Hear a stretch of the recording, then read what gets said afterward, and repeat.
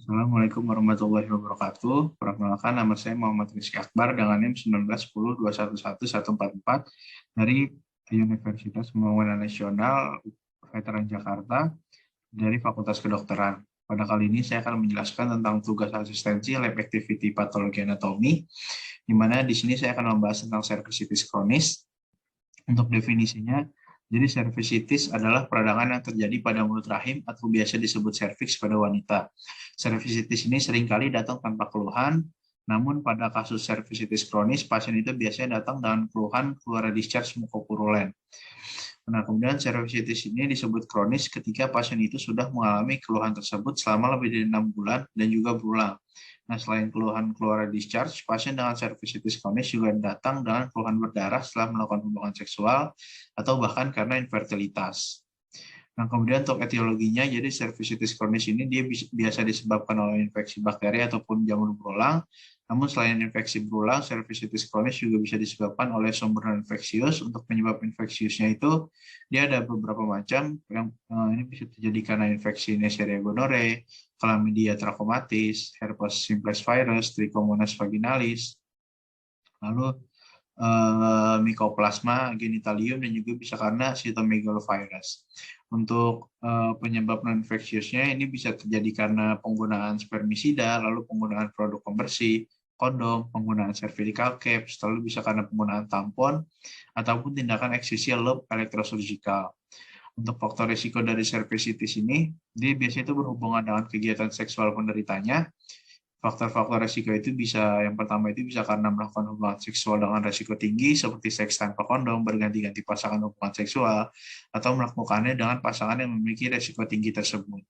Kemudian yang kedua itu bisa karena melakukan hubungan seksual di usia yang masih terlalu muda, dan bisa adanya riwayat penyakit IMS sebelumnya. Untuk gejala klinis dari penyakit ini tuh sebenarnya sama saja seperti cervicitis akut. Yang membedakan hanyalah berapa lama pasien itu mengalami cervicitis. Nah, untuk cervicitis ini kan dia tadi disebut kronis kalau pasiennya itu sudah mengalami gejala selama lebih dari 3 bulan.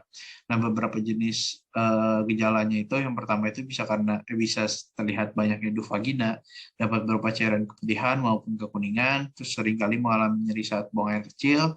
Lalu pasien itu bisa nyeri saat melakukan hubungan seksual, ada perdarahan pada vagina selain waktu menstruasi, ataupun ada perdarahan pada vagina setelah melakukan hubungan seksual, namun tidak berhubungan dengan menstruasi. Untuk patofisiologinya, jadi untuk patofisiologi dari cervicitis crohns dia tuh sangat bergantung pada jenis infeksi pada cervix. Jadi dia akan ada di bawah pengaruh estrogen, epitel vagina nanti akan mengalami kornifikasi. Nah, proses kornifikasi ini nanti akan membuat cervix menjadi lebih resisten terhadap agen infeksius. Nah, walau begitu, jaringan epitel di endocervix itu kan dia merupakan epitel kolumnar, sehingga mudah bagi agen infeksius untuk menyebabkan infeksi. Nah, ini tuh terbagi menjadi dua, ada yang cervicitis gonococcus sama yang non-gonococcus. Kalau yang untuk non-gonococcus ini nanti akan terjadi setelah vagina itu terekspos dengan bakteri Neisseria gonorrhoeae dari cairan semen saat melakukan hubungan seksual. Nah, nanti bakteri Neisseria gonorrhoeae ini nanti dia akan menginfeksi dengan menggunakan pilinya. Kemudian pilinya itu kemudian akan menempel pada jaringan epitel cervix dan menyebabkan inflamasi lokal.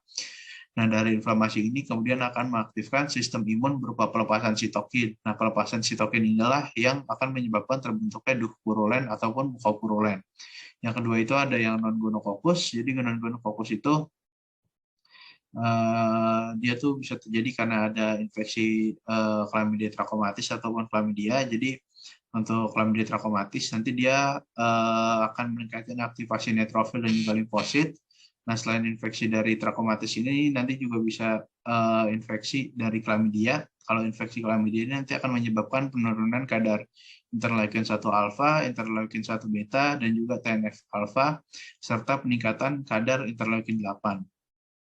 Kemudian untuk gambaran makroskopiknya, jadi untuk pada gambaran serviks dari pasien yang mengalami cervicitis kronis nanti akan tampak merah, sembab, dan juga bergranuler, di mana jaringan granulasi tersebut nanti akan terlihat tidak teratur dan juga rapuh, sehingga serviksnya itu akan mudah berdarah. Nah, tampilan makroskopik dari cervicitis kronis ini nanti akan menyerupai tampilan dari karsinoma, sehingga nanti harus dilakukan pemeriksaan lanjutan untuk menyingkirkan kemungkinan tersebut atau membedakannya.